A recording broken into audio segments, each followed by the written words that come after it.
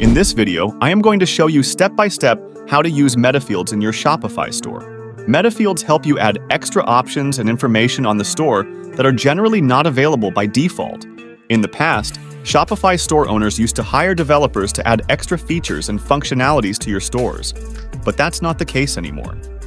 Metafields can do all the work for you. You can add Metafields to your products, collections, customers, orders, and other parts of your store directly from your Shopify admin. Metafields are mostly used on product pages to add additional information about your products, such as adding size guide, ingredients, materials, etc. For example, take a look at this Shopify store that I recently created. You can see the product title here. Below the title, we have some product reviews.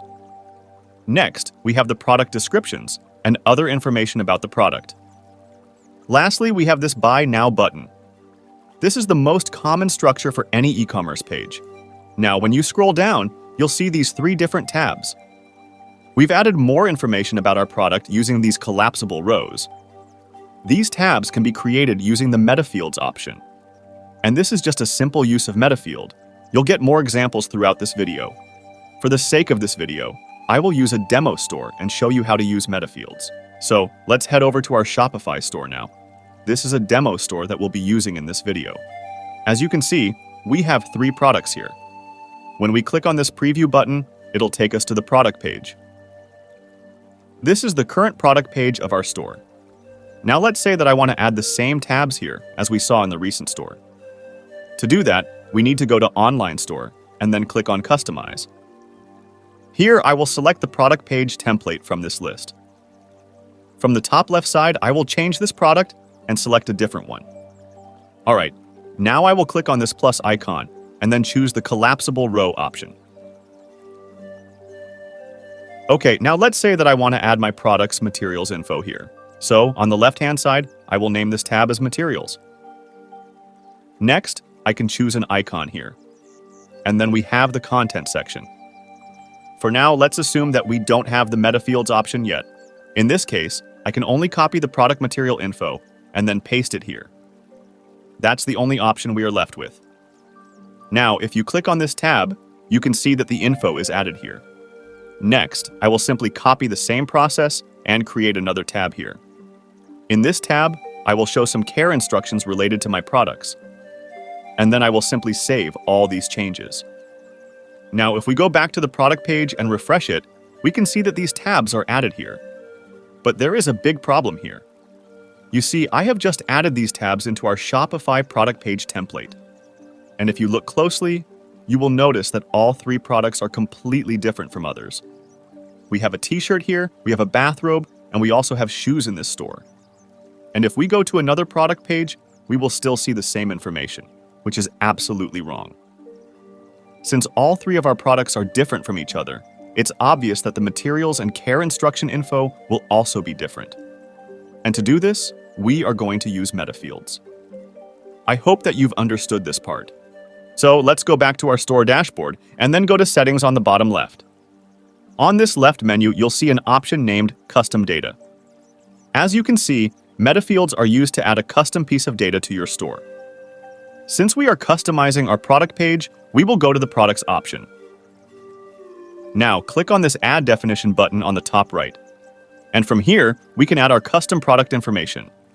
I will create a Metafield to add care instructions for my products. Here, you'll see some options based on your Metafield's name. Since I've typed care instructions, I am getting similar options. From here, I will select this care guide option, and then hit the Save button. Now close this window from the top right, and then let's go to our products. Select any one of the products from this list.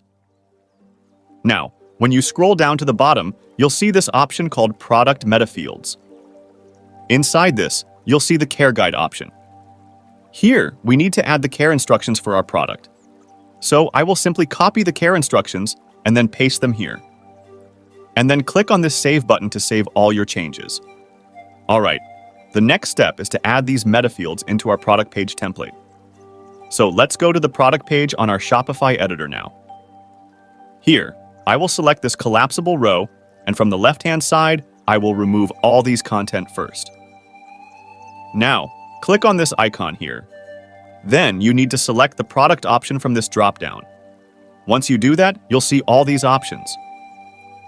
Here, we need to select the care instruction or care guide option. And now, if you click on this collapsible row, you can see that all the content that we added into the Metafields are showing here. Now, I will save these changes. Now let's go to the bathrobe product, and you can see that it is showing its own care instructions. So that's basically how we use Metafields. You can use it to show other information such as size charts, product ingredients, videos, and much more. But before you use them in your store, it's important to understand when to use it and when you should avoid using it. First of all, if your store is selling only 2 or 3 varieties of products, then you don't need to use Metafields. Take a look at this store, for example.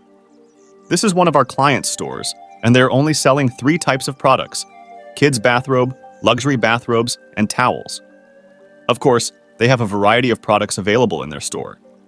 But if you think about it, all these bathrobes are mainly made using the same materials, and the care instructions are also the same. In such cases, you should not use Metafields in your product pages. Adding Metafields separately for each product will take a lot of time. Instead, you can simply paste the care instructions in your product template, which will be visible into all of your product pages. You should use Metafields only if you are selling over 5 completely different products. If you are selling only 3 to 4 types of products, then you can simply create different templates for different products. Now let's say that you are running a grocery store and you want to show the expiry date of all of your products. It's obvious that every product will have a different expiry date. In such cases, you can create a Metafield called expiry date. Next, click on this blue text. Then you need to search for the date option here. Once it's done, click on this save button to save this Metafield. And now if you go to your product and then go to Product Metafields, you'll see the expiry date selection option. When you click on it, you'll be able to select a date for your product. And then hit the Save button. Next, we only need to add this into our product page. To do that, we need to go to the product page editor. Next, click on this plus icon and select a text section. Then on the left-hand side, you'll see the editing options. I will simply add the expiry date Metafield here, and then I will add some text here, and just like this, you'll be able to add different expiry dates for different products. Alright, now let's say that you have a huge list of products and you want to add the expiry date on all of your products. To do that, you only need to select all of your products and then click on this bulk edit option on the right. Next, go to columns on the top right. Here you'll find different options related to your products. You only need to find the Metafields options here and then enable them, and the Metafield column will be added here. Next, you only need to set the expiry date for your product and you'll be good to go. That's basically everything you need to know about Metafields. If you still have some doubts, then make sure to ask us in the comments section. And by the way, remember this product page that I showed you in the beginning of this video? Well, if you want to learn how to create similar pages, then I have already created a step-by-step video on this topic. You can click here to watch that video, and I'll see you there. Goodbye.